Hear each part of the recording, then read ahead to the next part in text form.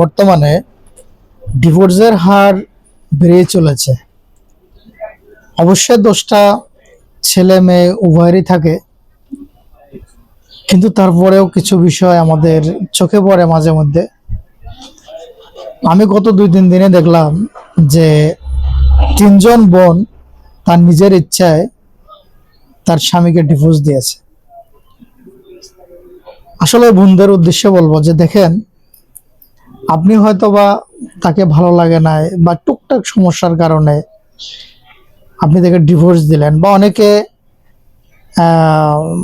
কারোর সাথে মানে স্বামী থাকা অবস্থায় অন্য কোনো পুরুষের সাথে কথা বলে হয়তোবা কিছু দিক দিয়ে হয়তোবা তার একটু ভালো লাগছে, সে কি করলো, নিজের স্বামীকে ডিভোর্স দিয়ে অন্য কারের সঙ্গে ঘর বাঁধার চেষ্টা করলো। আসলে দেখেন, এই বোনটা কিন্তু আসলে এটা একেবারে সম্পূর্ণ ভুলের ভিতরে আছে। যেমন আপনি দেখেন, আপনার স্বামীর সাথে আপনি অনেকদিন আছেন, টুকটাক সমস্যা হবে, বা আপনি সামনের কথা চিন্তা করেন যে না, ওকে দিয়ে আর হবে না। আসলে এটা ভুল ধারণা। আপনি বোন আগে সমস্যাগুলো বের করেন, আরো চেষ্টা করেন, কারণ আপনি যেখানে যাবেন, ওখানে গেলে যে আপনি সুখী হবেন সেটা তো আপনি শিওর না। তাহলে আপনি কেন ভুলে পা দিচ্ছেন?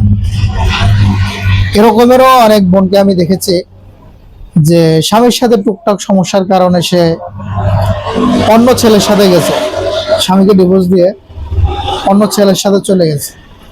কিন্তু অন্য ছেলের সাথে যাওয়াটা এটা তো সমাধান না, ওখানেও বেশি দিন টিকতে পারে না। তাহলে লাভটা কি হলো? আপনি আপনার স্বামীর সাথে ছিলেন, প্রথম স্বামীর সাথে, ওই ঘরটা নষ্ট করলেন, ওই সংসারটা ভেঙে অন্য আরেকজনের সাথে গেলেন, ওখানেও আপনি টিকতে পারলেন না।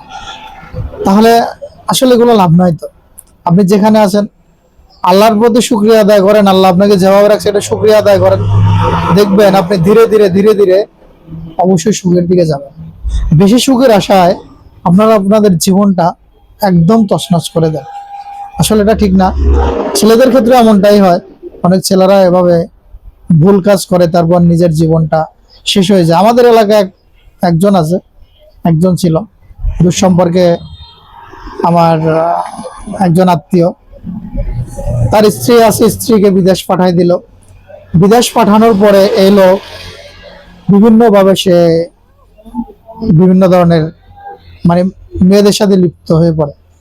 তার স্ত্রী আসার পরে সে অভ্যাসটা সে ছাড়তে পারে না, সে পরকীয়ার সাথে জড়ায় পড়লো, যেহেতু তার স্ত্রী নাই। এবং তার স্ত্রী যাওয়ার মূল কারণ হচ্ছে যে তাদের সংসারের হালটা ধরার জন্য তার স্বামীকে কিছু অর্থ উপার্জন করে দিবে, যাতে তার স্বামী কিছু একটা করতে পারে।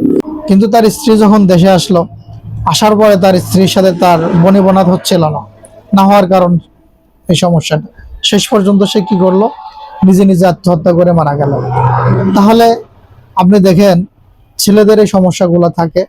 তো আসলে উভয় সমস্যা আছে, তবে আমি বলবো যে প্রত্যেকের জায়গা থেকে সংশোধন হয়ে যান, এবং ভালো যারা বুঝে তাদের পরামর্শ নেন, ভালো আলেম ওলামা যারা আছে তাদের পরামর্শ নেন, দেখবেন আপনাদের জীবনটা অনেক সুখের হবে।